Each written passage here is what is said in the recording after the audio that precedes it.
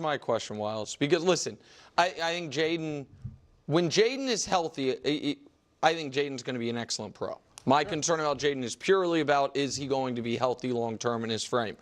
But the last 3 games have been rough. It's not just the defense has regressed. He has regressed as well. He has 3 touchdowns, 3 picks, a 78 rating. And in this game, his final numbers are way better than he played. Wouldn't have had 200 yards if it wasn't for the McLaurin. No, right. And again, he had 80 yards with 5 minutes left in that football game, and so, which was to me more indicative of how he played. So here's the only question I'll ask. Is there a chance the Cowboys get on their heels? If we show you their schedules the rest of the way, given how the Cowboys play the Giants in 3 days.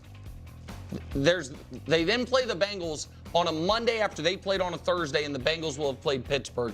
And then they have the Panthers. Like, is there a world the Cowboys are 7-7? And then the Commanders are sitting there at 8-6? Cowboys won't make the playoffs. Well, no. The Panthers are rolling right now. Panthers are rolling. They're a sneaky tough team. They are a tough team. Nobody listens to me. I keep telling people that. If the Cowboys beat the Bengals, they should beat the Giants. If they beat the Bengals, then they should beat that should be 3 in a row. But that Giants game is where? In Dallas. And how have they played? Yeah, but how have the Giants played this decade? Yeah. I mean, okay. so Dallas just came off a big win. This should be their we got it now. Knowing the Cowboys, they do have a. The reason get that ready for The reason I bring it up is just that NFC 7 seed seemed locked and done. That it was the Commanders had it. I just don't know where the bottom is for the Commanders. Okay, let's talk about this. There's so much panic around the Commanders and starting to worry about Washington and Jayden Daniels. Jayden Daniels has not regressed, okay? He hasn't regressed. Regression is like the sense that you were good or you were doing things right and now you're doing things wrong. If you want to say his stats and his numbers have regressed, that's fine.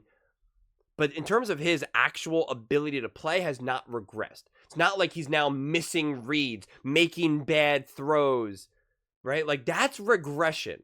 Statistical regression was always going to be guaranteed. He's not going to continue to throw at an 80% completion percentage. We know that, okay? So, like, let's chill out here. Like, let's chill out. And it's really funny. This is really funny. That he was like, oh, Jayden Daniels, these numbers are not representative. He had like 80 yards going into like the fourth quarter, 5 minutes, the fourth quarter, whatever. And then things started to go more positively. But yet, when Nick was talking about the Caleb Williams game with the Chicago Bears versus the Commanders, where Caleb Williams played awful for those 3 quarters, he then praised Caleb Williams for everything and talked about his numbers, and he even had an infographic that said, look at his his stats from the fourth quarter on, from 12 minutes left in the fourth quarter onward, and use it as to be like, hey, this is good. But now at Jayden Daniels, it's don't look at any of that type of stuff. Now, I've already given my breakdown in this game multiple times, and I think this is just, again, the Commanders were always in a tough spot. This was always a rebuild year. But it's because of Jayden Daniels' greatness and Dan Quinn's ability to lock in a culture and settle everything, and Cliff Kingsbury's, awesome offensive mind, they were able to jump out of the gate, shoot out of a cannon. But they were always playing better. They were playing greater than the sum of their parts. They just were. And that's what I said throughout all my Washington Commanders takes. It's why when I saw everyone getting really hyped up, myself included for that matter, I'm sure I contributed to some of that. I tried to be like, hey, we got to manage expectations. And I said going up against the Ravens is going to be tough. The Steelers, the Eagles. I didn't think the Cowboys. I definitely thought the Commanders were going to take care of business against the Cowboys. I did think that. But this is all part of the process. This is all part of the process. This is a young team with some young key players, with some older players. I mean, they're relying on some old receivers, old tight ends. Like it's this weird balance between players that are too young, players that are too old. Like they're cleaning up a lot of the mess here. And the fact that they're even in playoff contention is remarkable. Truly. I mean, it really, really is. New coaching staff, new culture, new quarterback, rookie quarterback, obviously. Like, it's quite remarkable. And I think the fact that they were even in this game, because you can look at it from a couple different ways. And that's why I think this game, even the stats as well, and just the way how this game unfolded, depending on what mood you're in, you can take away the positives or you can take away the negatives. You could say this game should have never been that close. The Commanders, if they were better, they should have been able to run away with this. Or you could look at it and say, hey, they got off to it. This was a really weird, ugly game, divisional game, whatever. The fact that the Commanders were able to come back and almost tie this game up is amazing and remarkable and a testament to who they are. Right? Like, I can make the argument no matter what. I could say Jayden Daniels showed a ton of heart. Oh my God, the way how he came back, that throw to McLaurin. Oh my God, the way how he used his legs to get them in field goal position. I could do that.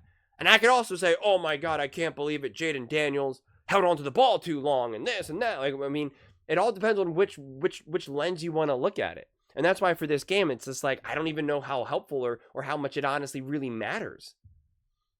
And I made kind of a similar point about the Chicago Bears.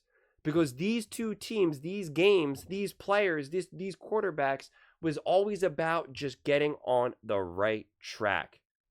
It was not about putting Jayden Daniels or the Washington Commanders, for that matter, under a microscope. It's just not. We know that Dan Quinn needs another year to kind of rebuild this defense. We know rookie quarterback Jayden Daniels needs time to bake. He needs time to make his rookie mistakes and to have some bad games. He didn't get off to a slow start. He didn't. I mean, he caught the league by storm. So you got to give him room to kind of have some of these games. And I don't even think this game was particularly bad. Again, it wasn't great. And when you're ranking his other games, it's going to be at the bottom. But I think he still did a lot of really nice things and showed some really great playmaking abilities. That's honestly what I'm looking for. And I defended Cliff Kingsbury before, but I think Cliff Kingsbury has kind of put this offense on their back foot. But the other thing that's really important, that people they haven't had their bye yet. This team is tired, exhausted, banged up, and the coaching staff has to reevaluate what they're doing.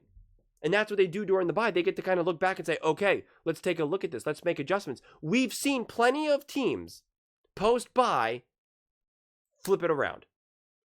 The Eagles, the Chiefs, the Lions, the Rams. I mean, there's so many teams, not even just this season, but just historically. They need a bye. They need to kind of look back at stuff. They need to, reinstall a couple other different things. They need to work on some things. They need to heal up, get, rest up. Sleep in, get some massages, get some treatment. That's why byes exist. I mean, that's literally why they exist. So this team has been constantly overperforming. And it's like a car. Now the oil needs to be changed. The tires need to be changed. They need to kind of maybe look at the data and say, okay, you know what? We're changing gears a little too quickly. You're kind of revving the engine more than it needs to be. You have the windshield wipers going and you don't really need it. It's not really raining yet. So you're wearing the wipers down a little bit too soon. Like there's all these things that they need to do that I believe they will.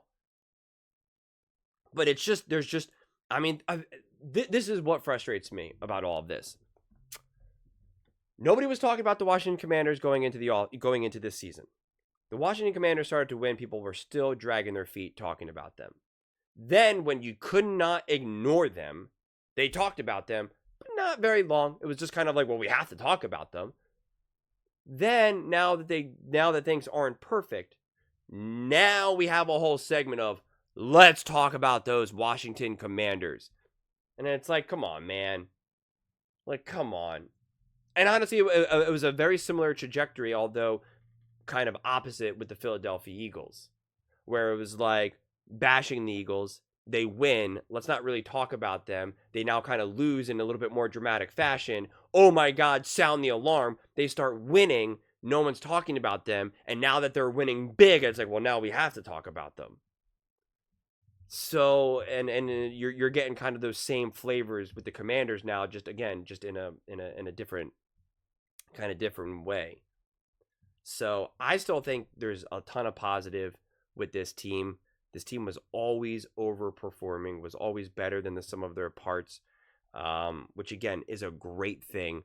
But there's no worry about Washington. And if you even want to now narrow it down to could they miss the playoffs? Yeah, of course they could miss the playoffs because they were never going to be a team this season that was going to just solidify a dominant spot in making the playoffs. I didn't have them winning the division. I said it was going to be possible, but only if the Eagles proved not to be able to right their ship. They obviously have. So this was always going to be a wild card race.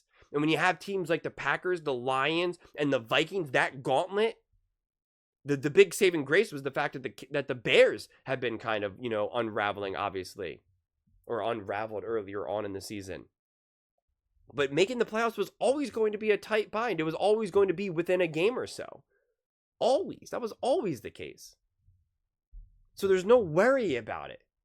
This is all par for the course. This is how this season was supposed to go. Or I shouldn't even say it because this is how many people didn't think this season was to go. This is how I predicted this season to go. And I don't even mean that in a sense of like, I'm a genius. Hey, look at me. I don't even mean it like that.